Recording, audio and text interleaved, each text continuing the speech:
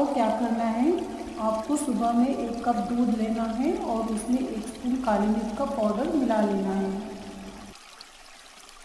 काली मिर्च बहुत सारी गले की बीमारियों का इलाज है, तो आपको काली मिर्च दूध में लेना है। काली मिर्च का पाउडर दूध में लेना है और इसको थोड़ा पका लेना है और इसको सुबह में पी लेना है।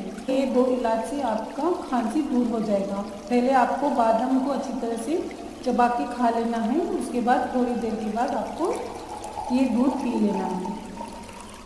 आप कुछ दिन तक इसका रोज़ इस्तेमाल करें और आपका खांसी दूर हो जाएगा और बहुत सारी बीमारियां भी इससे दूर हो जाएंगी।